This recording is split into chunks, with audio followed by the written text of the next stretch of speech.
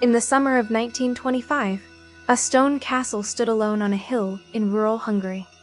From a distance, it looked beautiful tall windows, gray towers, and a long iron gate that separated the estate from the surrounding farmland. But the people who lived in the nearby villages rarely looked up at it for long, because the family that owned the castle was not well liked. The head of the household was a minor nobleman who had inherited the land decades earlier. His wealth came from the fields below the hill, where dozens of farm workers spent their days planting, harvesting, and tending livestock. Most of those workers lived in small wooden homes scattered across the valley. Their lives were quiet and difficult, but up on the hill, life was very different. Inside the castle lived the nobleman, his wife, and their teenage son Lacey. Lacey had grown up surrounded by servants, wide gardens, and land that stretched farther than he could see. And over time, the boy had developed a reputation in the village. Not for kindness, but for cruelty. He often wandered down into the fields with friends from the nearby town, riding horses through planted rows of crops or kicking apart fences that workers had spent days repairing. At first, the farm workers stayed silent. Complaining about the nobleman's son rarely ended well. But one afternoon, Lacey went too far. At the edge of the valley stood a small garden carefully maintained by an elderly farm woman. It was filled with herbs, vegetables, and flowers she had grown for years. The garden was small, but it was everything she had. When Lacey saw it, he laughed. Then he rode straight through it on horseback. Plants snapped under the horse's hooves. Wooden supports collapsed. Within seconds, the entire garden was destroyed. The old woman ran outside just in time to see the damage. She didn't scream. She didn't chase him. Instead, she stood very still in the dirt path and stared up toward the castle on the hill. Then she said something quietly in Hungarian. No one nearby understood exactly what she meant. But later, one of the workers would say the words sounded less like anger and more like a warning. 3 nights later, something strange began happening inside the castle. 3 nights after the garden was destroyed, something strange began happening inside the castle. At first, it seemed small. Just a restless night. Lacey's mother woke sometime after midnight, the way people sometimes do for no clear reason. The castle was completely silent. No footsteps in the corridors. No wind against the windows. Just the deep stillness that old buildings seem to hold after dark. She turned slightly in bed, trying to fall asleep again, and that's when she noticed it. Something standing near the far wall of the room. At first, her mind tried to explain it away. A coat on a chair, a shadow from the curtains, the kind of shape that appears in the dark when the eyes are half awake. But then the shape moved, slowly. Just a small shift, like someone adjusting their weight. Her breath caught in her throat. The figure was tall and completely still. Its outline looked long, broad shoulders, something sharp rising above the head, like horns or pointed ears. For several seconds she couldn't speak. Then she screamed. Her husband woke immediately, lighting a small oil lamp beside the bed. The room flooded with warm light.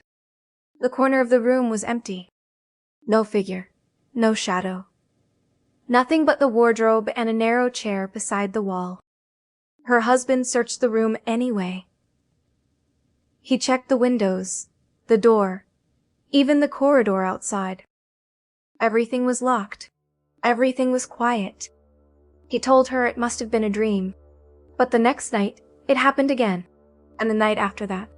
Each time she woke suddenly, always around the same hour. And each time she insisted the same thing was standing somewhere inside the room, watching.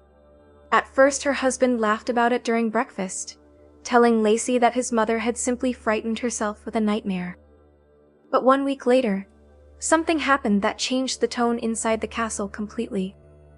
Late one night, the nobleman woke suddenly in bed. His wife would later say he looked terrified, staring toward the door, breathing fast, like he had just seen something standing there. Then he clutched his chest, collapsed beside the bed, and by the time a doctor arrived from the village, the nobleman was already dead. The official cause was a sudden heart attack, but Lacey's mother refused to believe it, because the moment her husband woke that night, she said the same dark figure had been standing in the room again. And this time, it had come closer. After the nobleman's sudden death, the castle became quieter than anyone remembered. Not peaceful quiet. The other kind. The kind where every sound seems louder than it should be.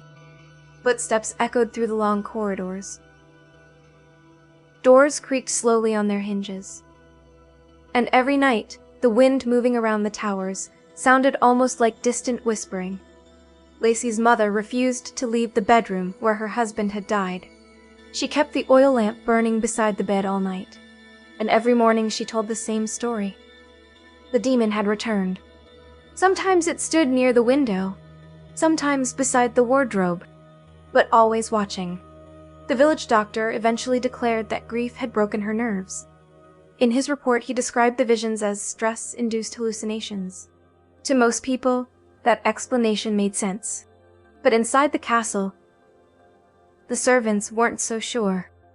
One maid swore she heard slow footsteps moving through the upper hallway long after everyone had gone to sleep.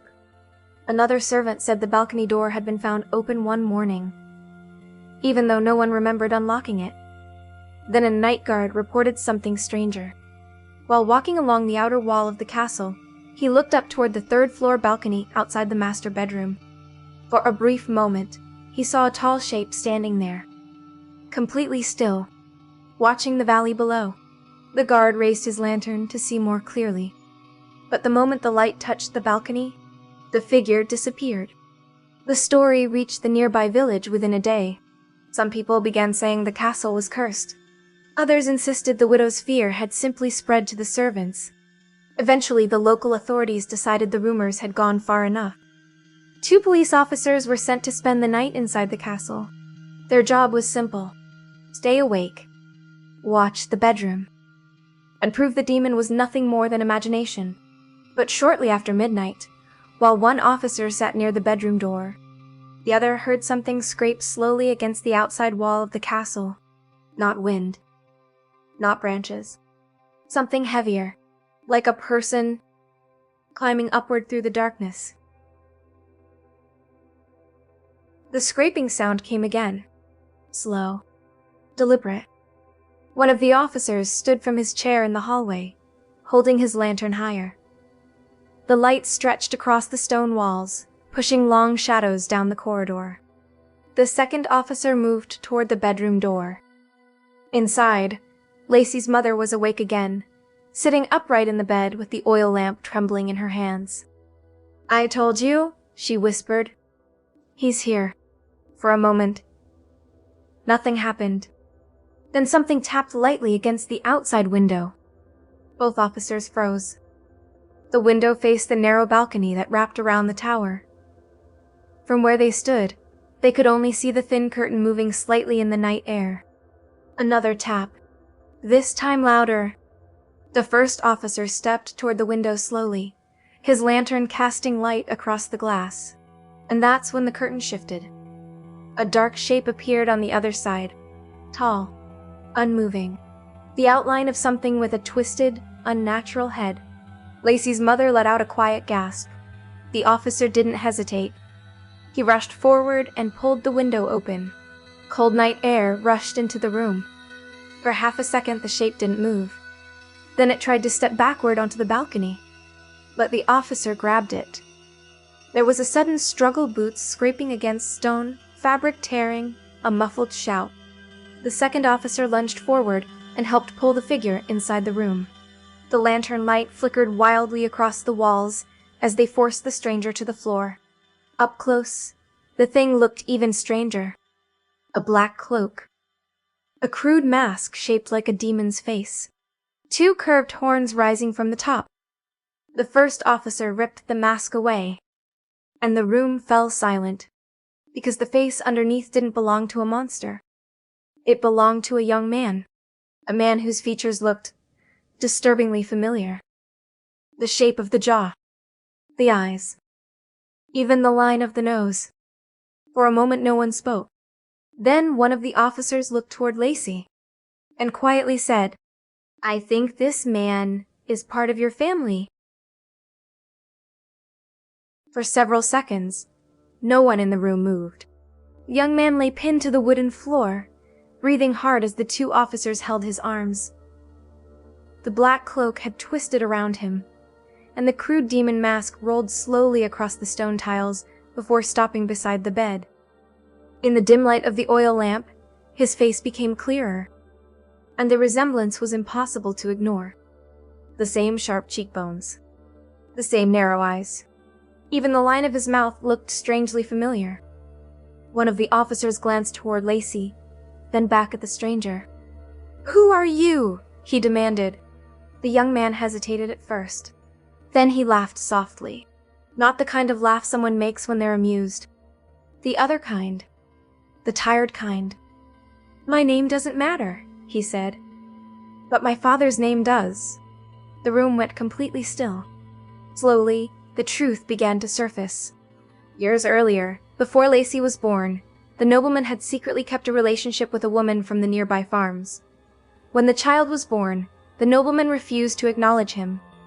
The woman and her son were left to survive in the village with nothing, while the boy grew up watching the castle from the valley below, watching the life that should have been his.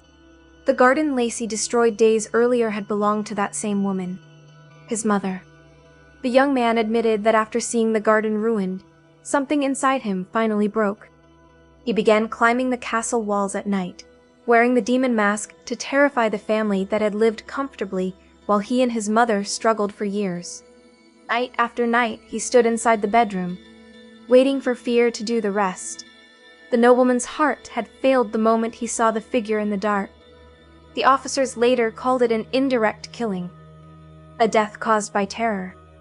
The young man was taken away before dawn. The case was closed soon after. But some of the servants in the castle continued telling a strange story. They claimed that weeks before the young man was ever caught, someone had already seen a tall shape standing on the balcony outside the bedroom, watching the valley, completely still, long before anyone knew a man would be climbing the walls.